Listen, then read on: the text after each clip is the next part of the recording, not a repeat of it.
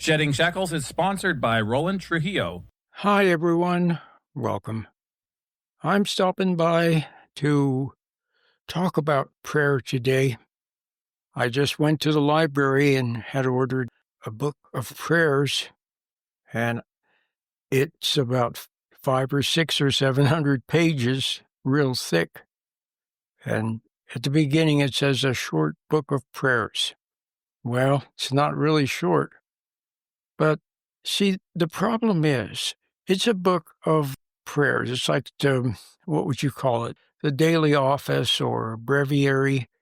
It's like Bible verses and prayers and psalms for every day or every part of the day. Morning, noon, evening, going to bed in the middle of the night. There's something there. And there's something for every day of the year. So a lot. But you know what? It's a handsome little book. It has little ribbons in it, colored ribbons, and kind of a faux leather cover, so it's a handsome little book. But you know what? I glanced through it and put it aside. Because if I want to pray, then the very fact that I want to pray, the very fact that I'm thinking of God and I'm lifting up my heart, that's the prayer right there.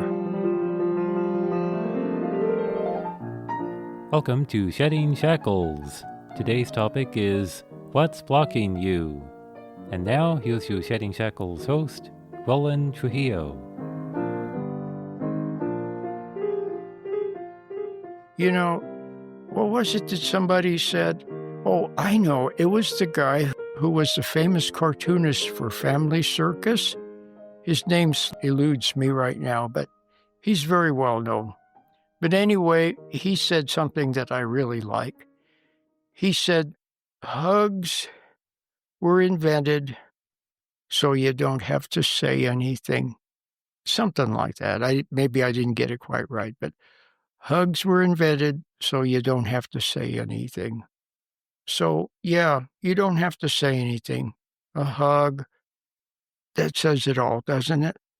So if you want to pray to God and you become aware of Him and you want Him in your life, see, you want to pray. You want Him in your life. And there's a whole more bunch of want-tos. I'll list some of them. You want to do right by others. You want to learn to not get angry at people. You want to be a better mom, a better dad, a better son, a better daughter, a better person. You want to, but you don't know how to make yourself better, but you want to. So there's all these want-tos. These are noble want-tos. These are noble aspirations. These are holy aspirations. You see? But the basic one is you want God in your life. And there it is right there. So now that I have said that, let us now continue with the thought.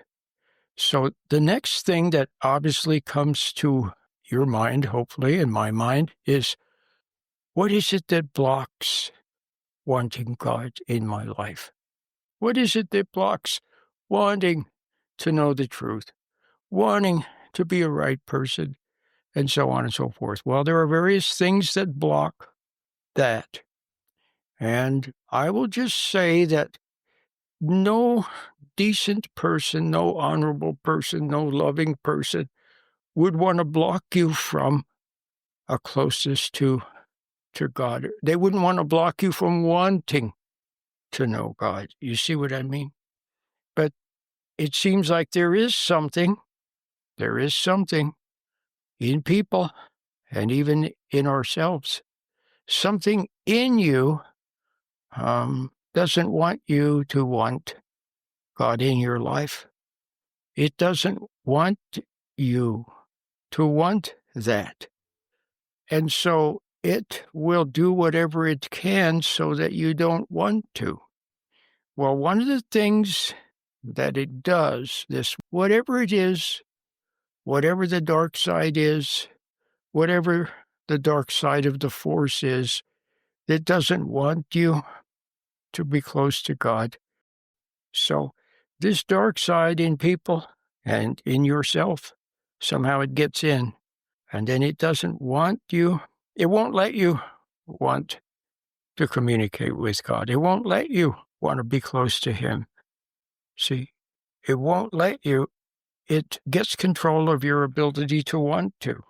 So you can go for days, weeks, months, years, decades without really wanting to have God in your life, and everything else becomes more important.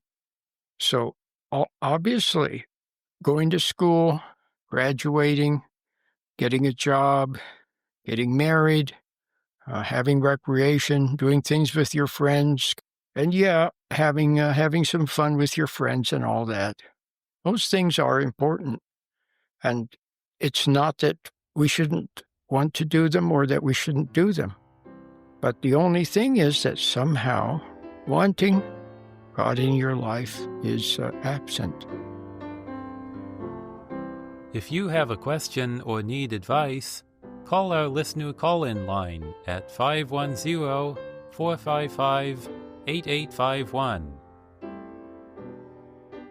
Ever so often, you have that sense, though, don't you?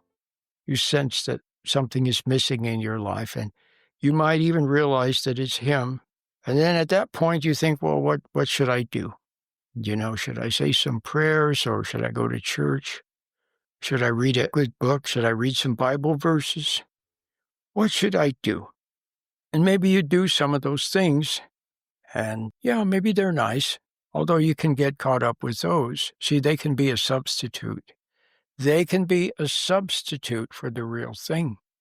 Now, you don't want them to be a substitute. You don't want to not want to have God in your life. You don't want to not think of Him, for hours, days, weeks, months, years, decades. But it happens. And time goes by. And one day you say, wow, where did all that time go? And what have I been doing? And what have I accomplished? It's a time of soul searching. And you realize once again that you somehow aren't as close to God as you like. So maybe you listen to Christian radio. Maybe you go to church. Maybe you go on YouTube and watch some religious YouTube channels. Maybe you grab the Bible. And like I said, it comes to you from time to time. You want to. And maybe you're in a hotel, and tomorrow morning you're going to be at the business meeting, and you open up the drawer and there's a Bible there, although now they're taking them out, but you get lucky and there is a Bible there, and maybe you'd like to look in it, but somehow you don't. You don't want to enough. Somehow you don't want to enough. So you don't. So I'm trying to make you aware of how subtle something is that keeps you or wants to keep you. See, now it wants to keep you from God, just like a mom who hates her husband and resents him might want to keep the child from dad. She doesn't want the child to like dad or to be with dad. You see? So it's kind of like a possessiveness or a jealousy. Now, if dad is a terrible person and, some kind of a drug addict or something, well, I can understand that, keep the child away from dad. But if dad is a decent guy, and most guys are decent, most fathers are not heinous criminals and drug addicts. And even the ones that are criminals, they came from a home that wasn't so good. And they had rotten parents and a rotten neighborhood and a rotten schools and rotten everything. And they got really, really angry at their parents, angry at everything. And then they came under the influence of the wrong crowd, and then they did dumb things. And so the combination of their anger and doing dumb things, well, that combined to get them all messed up and make a big mistake, and then they ended up in jail or something. And so even some of those are actually decent people. They just made a couple of mistakes, and it didn't work out for them. So, but deep down in their heart, if it wasn't for their anger, but a lot of them, see, they start to let go of the anger. As time goes by, they do some soul searching. They start to let go of the anger. They see that they weren't the dad they should have been. They weren't the mom they should have been. They weren't the husband they should have been. They see it. They regret it. And they would like to change. They really would. But things get in the way. And even though they now are a different person, they're not the same person anymore. But now their kid doesn't want to talk to him. The ex-wife, well, she's married somebody else. And like that, you see? Well, all right. But the basic point I was trying to make is that most dads are decent. They go to work, they come home, they watch football on TV, they work out in the yard, play a little golf, have some friends, like that. Take the family on vacation once in a while. They're decent. But something has come between you and Father. And whatever it is, it somehow, I don't know how to say it, but it interferes with your ability to get closer to Him and Him to you. So the same thing with God. Something is always interfering. Something is always interfering. So the secret in life is to learn how to watch for those little moments when you remember God. Those little moments when you think of Him. Those little moments when you would like. See, maybe that's a better way of putting it. I said 1, 2. You would like to be closer to Him. You would like to know Him. See? And watch for that. Because when that moment comes, your soul has been granted a little bit of freedom. Maybe the dark side is not paying attention. And for a moment, you're free to want to would like to be closer to God, to remember Him, to think of Him, to lift up your heart or lift up your eyes and inquire of Him. And you would like to know the truth and would like to know Him, okay? So maybe the bad guy with the horns, slipped and he wasn't paying attention, so you have a little moment of freedom. Or maybe God extended His hand and for a moment held back whatever it is that doesn't let you want to, that prevents you from where you would like to know God. And so therefore you have that little moment of freedom. So cherish it. Cherish it.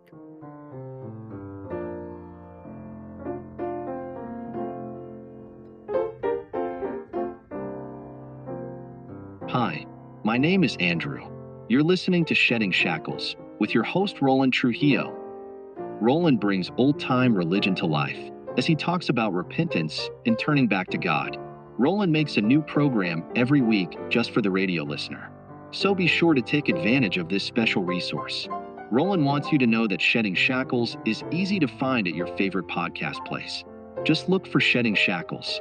Roland says that since his program is only on the radio once or twice a week, you really should check out the podcast so you can listen again. Thanks and blessings. Are you looking for something to help with stress? Is stress interfering with your prayer life? Are you interested in making a fresh start? You've come to the right place. Why not try Roland's free meditation? Give it a try today at sheddingshackles.com.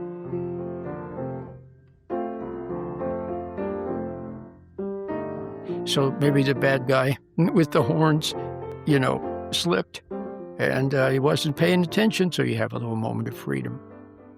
Or maybe God extended His hand and for a moment held back whatever it is that doesn't let you want to, that prevents you from where you would like to know God. And so therefore you have that little moment of freedom. So cherish it. Cherish it.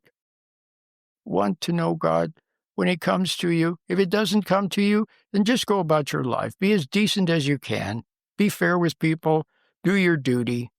Don't resent people.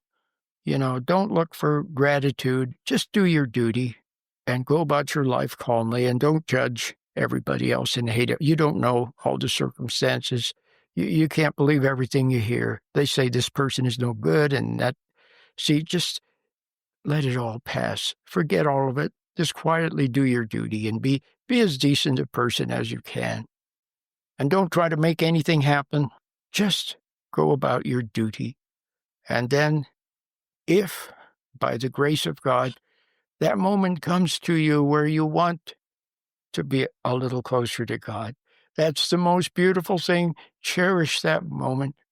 Cherish it. And maybe that's enough. See, God gives us time. Some of us are destined to find him, and it sometimes takes a long time. We have to do all the things in life, and they captivate us, and we get all caught up in this and our work and people and this and that. Okay, but God has not forgotten you, and there's a little part of you that occasionally yearns for him, or would like to be a better person, would like to know him, would like to get closer to God, would like to know the truth. It's just a little part of you. But that part of you is the part that God knows is there, and the day will come when he will start to draw you to him. And those little moments are like little tiny glimpses into the future. The future will be that you will know God, and he will redeem you. He already has redeemed you. He already did it through his Son. You've already been redeemed, and you've been forgiven, and now all you can do is yearn. And as you yearn with all your heart in those delicate moments, maybe that's enough. And then go out and be a decent person and wait for another one of those moments. And wait for God to make more of those moments, and more, so that not only do you want to know him, but lo and behold, you will know him.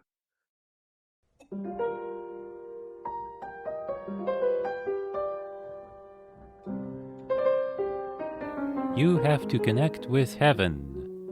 A Shedding Shackles Minute. I'm Jeremiah Trujillo. You may, in your lifetime, have known someone who was otherworldly. It was like they were from a different dimension, had a peace, solidity, and calmness. It was a way of being. Often they're an older person. You can find it too by searching, by yearning with all your heart. Now you see that the wrong people have gotten into power, and you must look for something higher to trust. And you know, of course, that is God. You do that by becoming still. Find more inspiration for your day at sheddingshackles.com. And then in the last program that I made, last week's program was excellent. I read a passage from Streams in the Desert by Letty Cowman, a beautiful book. And in there, it says that we must mind the checks. In other words, pay attention to the checks, the little restraints.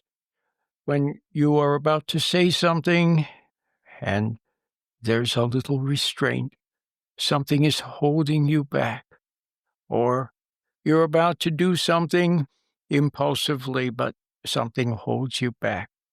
You're about to sign on the dotted line, but something holds you back. It's a delicate restraint, and it's from God.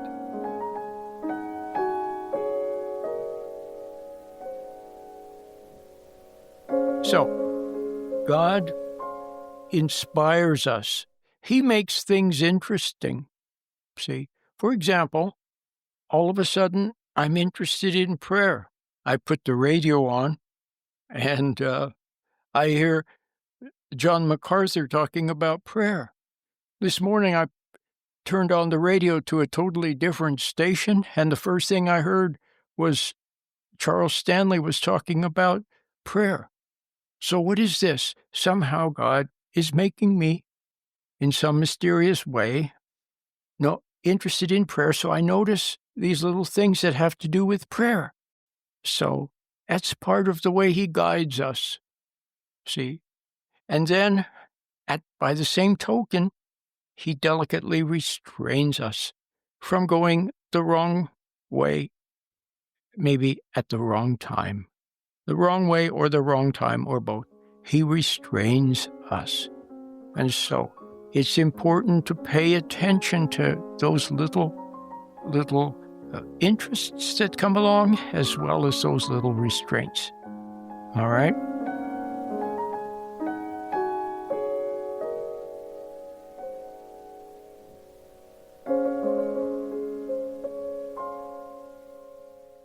So today I added another piece to the puzzle in today's program, where I talked about how God in some mysterious way sets us free, see, so that the true desire of our soul can be known. How can I say this? The person who is destined for God, who deep in their heart loves God, they would like to be a better person.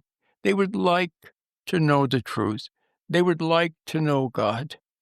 But along the way, there's someone else who restrains. But the other restraint is not delicate. It's a pressure, it's a compulsion, it's a block. There's a dark side of the force. There's a devil, if you will, and also the devil operating through other people, or just people who are manipulative or looking out for themselves or selfish or want to get over on you. They block. See, somehow they don't want you to be close to God. They're jealous. They want your love. They want your attention. They want your life. They want your money. They want something from you. And they don't want you to be free to say, yes, I would like to know you, God. I would like to know the truth. I would like to be a better person. I don't know how to be one, but I would like to be one. They try to block that. But God finds a way to free you from that block. He finds a way to free you so that your soul is free to want to again. Maybe for a long time you haven't really wanted to. Somehow your want to has been controlled, blocked, is not free. God sets you free through his Son, Christ. You are set free to say yes to him. You are set free to want to know him and do what's right. Free. So that's a beautiful thing. So that's what I was talking about today, and I hope you enjoyed it. And I just want you to see how delicate these things are, but how important these little things are. So I'm talking about different aspects of how God works in your life, and I'm making the point that it's often very, very subtle. For example, I said that he restrains us. It's a delicate restraint. Something delicately holds you back when you're about to say the wrong thing or move in an untimely way. God inspires us. He gives us things to be interested in, noble things, good things, useful things, to all of a sudden we're interested in. Why was I interested in radio when I was a little kid? Well, there was a reason for it. And like I said, today I'm suddenly interested in prayer. Why am I interested in prayer? It's all something that God, what is good for me, and he's somehow helping me to be interested in it. And then finally, today's program was devoted to another topic and an important aspect of God's operating in our life, and it's how he sets us free to want to be, to would like to. See? In other words, if there's somebody there and you've been resenting them and so on, but you would like to love them. You see, well, God can make that possible. You would like to be a better person. These noble aspirations, these good aspirations, these noble desires of the soul, God sets you free. See, the devil enslaves you, the devil blocks you. He takes away your want to, so you forget about God. You can't even want to. See, you can't even want to do the right thing, but God makes it possible for you to would like to and to want to. He sets you free. It's so beautiful, but it's subtle. It's almost difficult for me to talk about. I think I've repeated myself a little bit, but I'm trying to make a very important point for you to see. What is it? What was that wonderful line from the song? It says, God works in mysterious ways, his wonders to perform. Well, and then Adam Smith talked about the unseen hand of God. So there's a mystery to things, and a mighty hand is shaping things. And mostly, there's not much we do. We watch, we marvel, we wonder, and we see things unfold according to a mighty plan. But God also, in the most wonderful, personal way, operates in your life. But you have to be sensitive to it. You have to sense these delicate things. Okay? I'm making you aware of that today.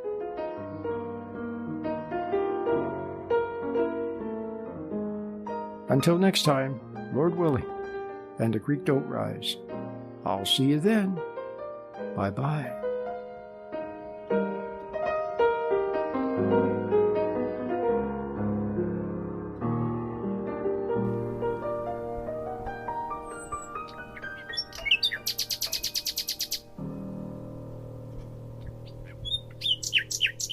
You have been listening to Shedding Shackles with your host, Roland Trujillo. Now you can listen to Roland anytime by logging on to www.sheddingshackles.com. You'll find lots of free, helpful information, and you can also order materials or make a donation by using your credit card. Once again, the web address is sheddingshackles.com. Please remember that Shedding Shackles is listener supported. Thank you. Shedding Shackles is sponsored by Roland Trujillo.